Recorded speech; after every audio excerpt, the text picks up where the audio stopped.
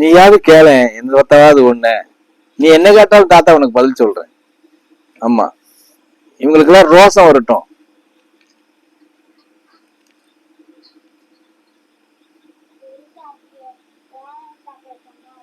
என்னது சிரிக்காதீங்கண்ணா? திருக்காத்திய எதுக்குன்னு சொல்றாங்களா? ஏன் கொண்டாடுறாங்கன்னு கேக்குறியா? எல்லாம் என்ன விக்கெட்டுமுனுதா, எண்ணெய் தயார் பண்றாங்கல்ல, அந்த எண்ணெயெல்லாம் வியாபாரம் ஆகட்டும்னு தான் திருக்கார்த்தியில் கொண்டாடுறாங்க. உனக்கு புரியுற பாஷையில சொல்லியாச்சு. புரியுதா?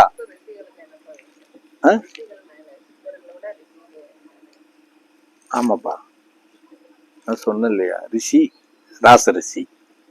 அப்போ ரிஷி ராசரிஷிக்கு கீழே தான் ரிஷி. புரிஞ்சுதா? 5வது இடம் தான் சித்தர்கள். புரிஞ்சுதா? ஞானி 6வது இடம். அப்படியே அதுக்கு மேல ரிஷி, ரிஷிக்கு மேல ராசரிஷி. புரிஞ்சுதா? வித்தியாசங்கள் இருக்கு. ஓ, எப்படி சொல்றது, இப்ப நம்ம வீட்டுல இருக்கிறோம் இல்லையா, கணவன் மனைவி, மூத்த புள்ள, 2வது புள்ள, 3வது புள்ள, 4வது புள்ளன்னு சொல்றோம்ல, இது மாதிரி அதுலயும் இருக்கு. இப்ப நீங்க கணவன் மனைவி அப்படின்னு எடுத்துக்கிட்டா, இவங்களுக்கு இப்ப கணவன் பிள்ளைகளுக்கு வந்து தகப்பன் ஸ்தானத்துல வரும் இல்லையா. தாய் தகப்பன் யாருன்னு பார்த்தா சக்தியும் சிவனும் தான். அவங்களுக்குள்ள இதெல்லாம் பிள்ளைங்க, பெரிய பிள்ளைங்க, பெரிய புள்ள, சின்ன புள்ள, நடு புள்ள, கடைசி புள்ளன்னு சொல்றோம் இல்லையா, அந்த மாதிரிதான். ஆமா, அதுல எல்லாம் கழிச்சு வர்றதுதான் இந்த கூட்டம். சொல்ல போனா கலுசடைய,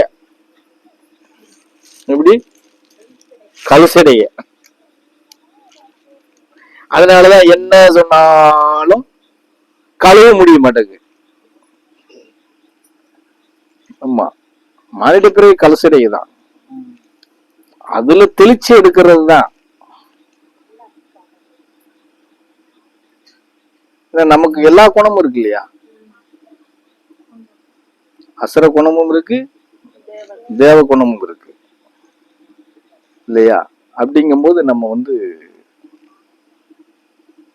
அதை தெளிவுபடுத்தி நம்ம வந்து போயிருவோம் அப்படின்லாம் சொல்ல முடியாது. இப்ப எண்ணெய் எடுக்கிறோம்னா சொன்ன மாதிரி நல்ல நெல்லி எத்தனை ரகம் இருக்கு.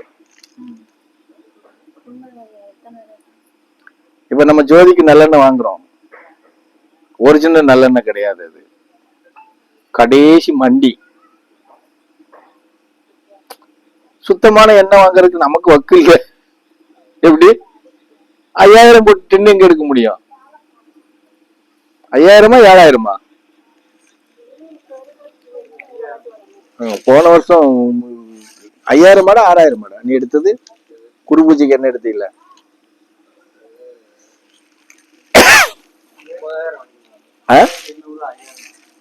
15 லிட்டரு 30 லிட்டர் வாங்கிட்டு வந்து நினைக்கிறேன்.